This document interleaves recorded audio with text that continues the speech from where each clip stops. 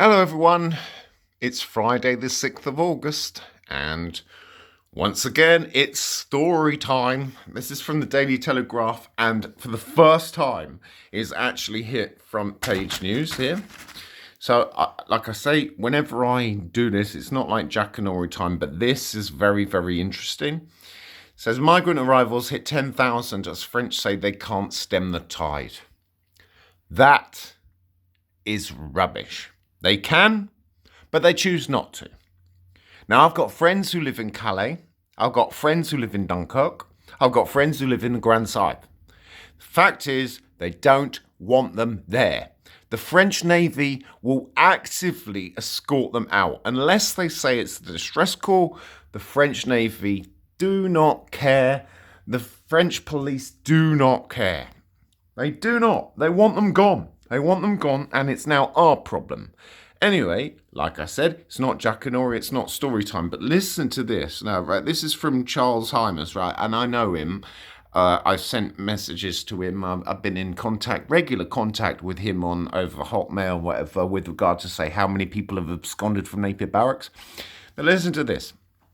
It's quite interesting. Channel migrants will keep coming, a French police chief warned yesterday, as numbers surge past 10,000 with a record 482 on one day alone this week. Chris Philp, the immigration minister, and Dan O'Mahony, Channel threat commander, visited France yesterday for a summit meeting with their counterparts to find out what has gone wrong over the past few days. It's not what has gone wrong over the past few days, mate. It's been going wrong for the past 2, 3, 4, 5, 6, 7 years.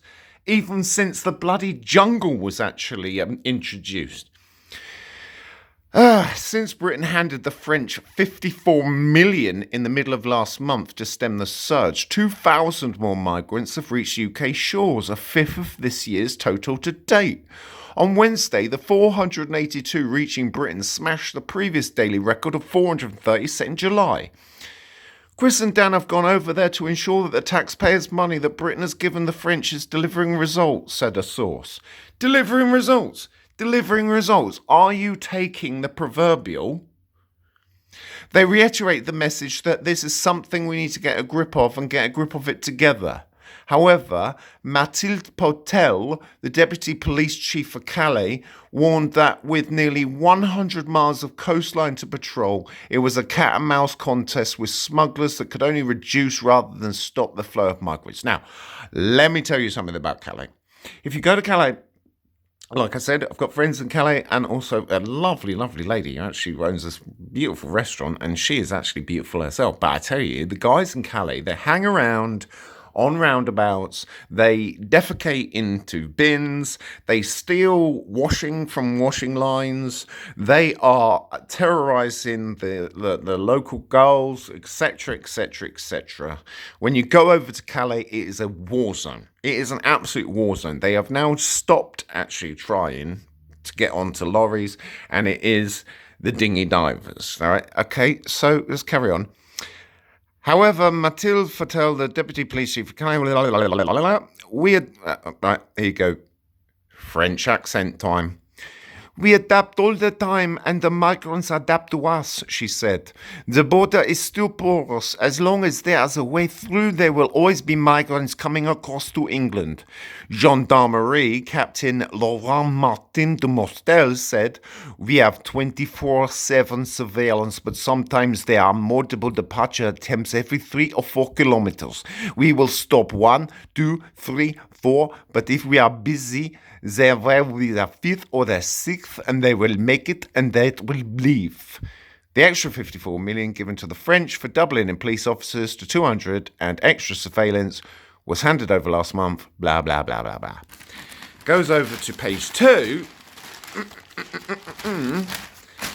Border bus. Border bus.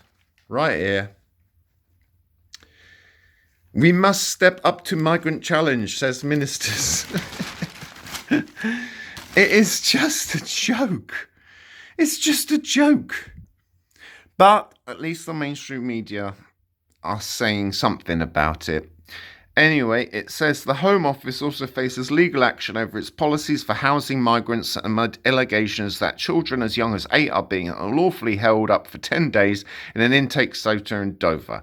Bella Sankey, Director of Detention Action, said the intake unit is very small and the conditions are incredibly cramped. Last week, there were more than 50 women and children being held in a unit that was not fit for housing that many people. The charity will this week seek a judicial review against the Home Office on that basis. That holding children in this way breaches the 2014 Immigration Act, which makes it illegal to detain children for more than 24 hours. The Home Office denied Detention Action's claims, saying children's welfare was being taken seriously. You can't make it up. Border farce.